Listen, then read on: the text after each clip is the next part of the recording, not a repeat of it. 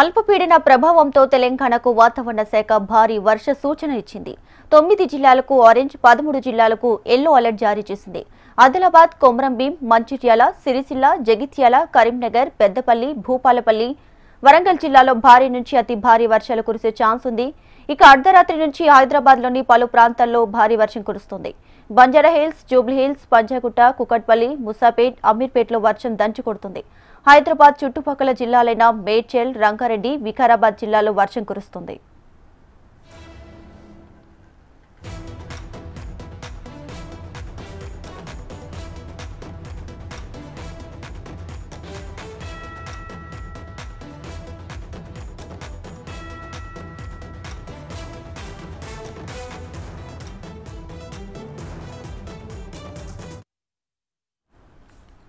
అల్పపీడన ప్రభావంతో తెలంగాణకు వాతావరణ శాఖ భారీ వర్ష సూచన ఇచ్చింది. 9 జిల్లాలకు ఆరెంజ్, 13 జిల్లాలకు ఎల్లో అలర్ట్ జారీ చేసింది. ఆదిలాబాద్, కొమరంభీం, మంచిర్యాల, సిరిసిల్ల, జగిత్యాల, కరీంనగర్, పెద్దపల్లి, భూపాలపల్లి, వరంగల్ జిల్లాలో భారీ నుంచి అతి భారీ వర్షాలు కురిసే ఛాన్స్ ఉంది.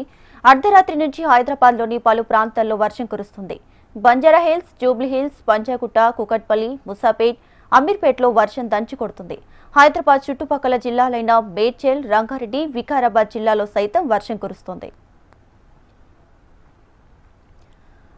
ఇక బంగాళాఖాతంలో ఏర్పడిన అల్పపీడన ప్రభావంతో తెలంగాణలో అయితే భారీ వర్షాలు కురుస్తున్నాయి. ఇక వర్షాలకు సంబంధించి మరింత సమాచారం మా ప్రతినిధి గౌతమి అందిస్తారు. గౌతమి, చెప్పండి, భారీ వర్షాల నేపథ్యంలో తెలంగాణలోని ఏ జిల్లాలకు హెచ్చరికలు జారీ చేశారు?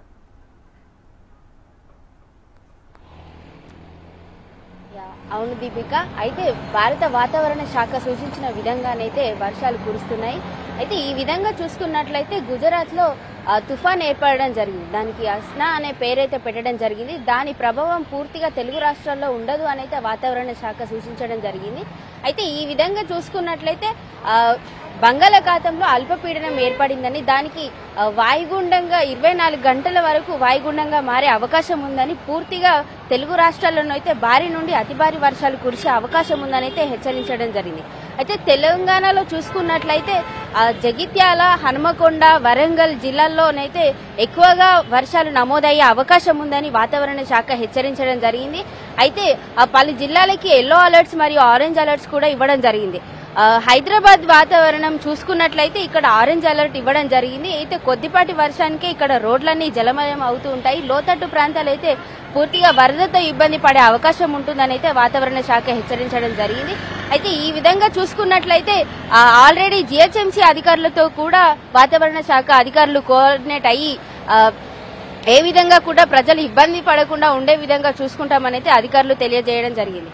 అయితే ఈ మేరకు చూసుకున్నట్లయితే తెలంగాణ మొత్తం కూడా 24 డిగ్రీస్ వరకైతే ఈ సెల్సియస్ మేరకైతే ఉష్ణోగ్రతలు నమోదయ్యే అవకాశం ఉందని, గాలి కూడా చూసుకున్నట్లయితే గంటకి 10 నుండి 17 కిలోమీటర్ల మేర గాలి వీచే అవకాశం ఉందని వాతావరణ శాఖ హెచ్చరించడం జరుగుతుంది.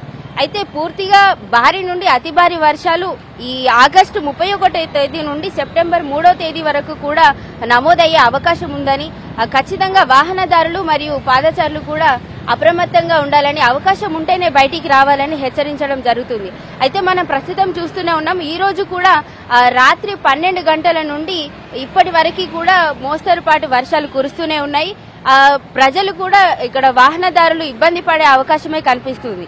అయితే చుట్టూ మనం చూస్తూనే ఉన్నాం, వాహనదారులు అయితే ఇప్పుడిప్పుడే కదులుతున్న పరిస్థితి అయితే కనిపిస్తుంది. మొత్తంగా చూసుకున్నట్లయితే పూర్తిగా తెలంగాణకి మరియు హైదరాబాద్ కి మాత్రం ఎక్కువగా వర్షాలతో ఇబ్బంది పడే అవకాశం ఉందని వాతావరణ శాఖ హెచ్చరించడం జరుగుతుంది. గాలిలో తేమ చూసుకున్నట్లయితే ఈ భారీగా నమోదైందని అయితే వాతావరణ శాఖ తెలియజేయడం జరిగింది. 87% తేమ ఉంటుందని, అందుకోసమనే ప్రజలు అలర్ట్ గా ఉండాలని అయితే హెచ్చరించడం జరుగుతుంది. అయితే ఈ విధంగా చూసుకున్నట్లయితే పూర్తిగా తెలంగాణ ప్రజలకు ఈ వర్షం కారణంగానైతే ఇబ్బందులు ఎక్కువగా ఉండే అవకాశం ఉన్నట్లుగానైతే ప్రస్తుతం కనిపిస్తుంది. ఏ మేరకైనా ఇప్పుడు అలర్ట్స్ ఇచ్చినప్పటికీ కూడా వర్షం బారి నుండి ప్రజలను కొద్ది వరకైతే కాపాడగలమనైతే తెలియజేస్తున్నారు.